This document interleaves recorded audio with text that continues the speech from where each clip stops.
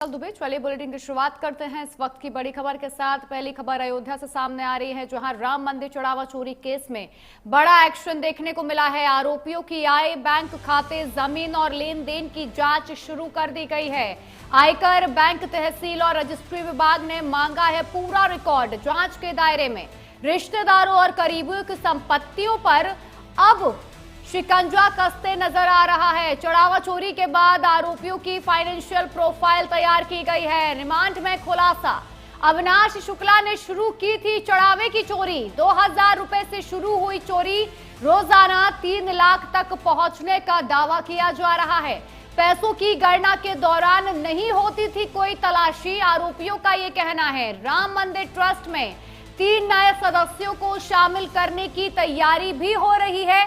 वहीं आगामी 22 जुलाई की बैठक को लेकर भी अब तैयारियां शुरू हो चुकी है और नए नामों पर मुहर लग सकती है। अयोध्या के प्रभावशाली संतों को ट्रस्ट में शामिल करने पर मंथन होगा। परकोटे में मंदिर तैयार कर दिया गया है। अब 100 पुजारियों की भर्ती तेज हो जाएगी। रामानंदीय परंपरा और वैष्णव संप्रदाय के कई नियमों से अब ये नियुक्ति होगी। कई नियमों के आधार पर साधु संतों को राम मंदिर के अंदर नियुक्त किया जाएगा। तो राम मंदिर चढ़ावा चोरी मामले को लेकर आरोपियों पर अब शिकंजा कसता जा रहा है। 22 जुलाई को बड़ी बैठक भी होने वाली है, जिसमें नए नामों पर मंथन होगा और मुहर भी लग सकती है। आपको बता दें कि कम से कम 100 पुजारियों को मंदिर में स्थान मिलना था, उनकी भर्ती होनी थी, लेकिन अभी तक मात्र 20 पुजारी ही है जो कामकाज संभालते यहां नजर आ रहे हैं। तो 22 जुलाई को जो बैठक होने वाली है उसमें नामों पर चर्चा होगी। कौन कौन से साधु संतों को राम मंदिर में जगह दी जाएगी।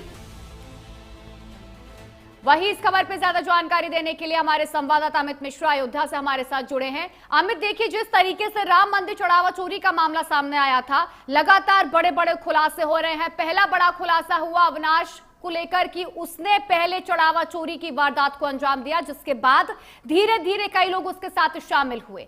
फिर बताया जा रहा है कि 22 जुलाई को भी बड़ी बैठक होगी, जिसमें नए लोगों के नामों पर मंथन होगा।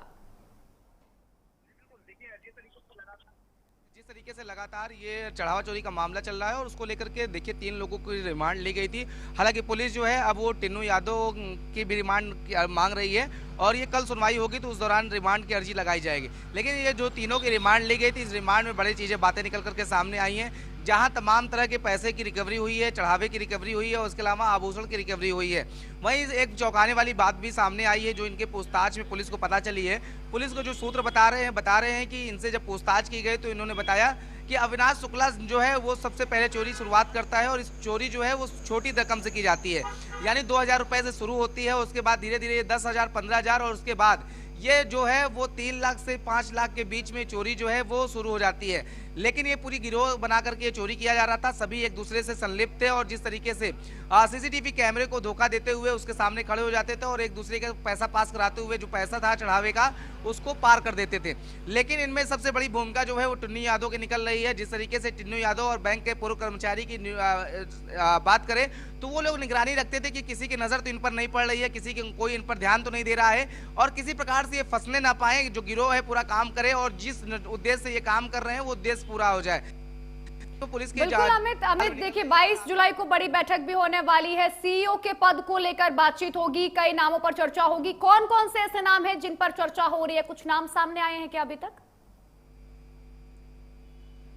देखिए अभी नाम सामने नहीं आए हैं, लेकिन सीईओ के लेकर के जो 3 सदस्यीय कमेटी बनाई गई है, जिसमें पूर्व वैज्ञानिक है, जस्टिस है, जज हैं और उसके अलावा लेफ्टिनेंट है। तो साफ तौर पे कहा जा सकता है कि वो दिल्ली में बैठक की गई थी, लेकिन फोकस इस बात पर किया जा रहा है कि किसी रिटायर्ड जो कर्मचारी हैं, जो रिटायर्ड जो IAS लेवल के अधिकारी हैं, उनको नियुक्ति किया जाए, चाहे वो महिला हो पुरुष हो। इसके लिए 18 जुलाई तक आवेदन मांगे गए हैं। ईमेल के माध्यम से आवेदन होंगे, उसके बाद जो साक्षात्कार की प्रक्रिया है वो की जाएगी। लेकिन जो फोकस है वो ये इस पर दिया जा रहा है कि वो हिंदू धर्म का हो, उसको सनातन धर्म की जो जानकारी है वो हो, इसके अलावा वो रिटायर्ड हो किसी प्रकार से वो किसी जो पद पर कार्यरत ना हो। तो इसको लेकर के ये मंथन किया जा रहा है। और इसी को लेकर के देखिए साफ तौर पे ये माना जा रहा है कि वो सेवानिवृत्त रहेगा, तो वो अयोध्या में रह के काम करेगा, और जो शुरुआती तौर पर नियुक्ति है वो 3 साल की रखी जाएगी। कई बड़े पहलू तय किए गए हैं सीईओ के पद के लिए, क्या कुछ बड़ी बड़ी इंफॉर्मेशन उनके पास होनी चाहिए और उनको काम करने का सलीका और उनके पास जो एक्सपीरियंस है वो होना चाहिए, ताकि जो अभी तक पूरी व्यवस्था देखने को मिली है उसको सुधारा जा सके। आपका बहुत बहुत शुक्रिया हमारे साथ जुड़ने के लिए अमित।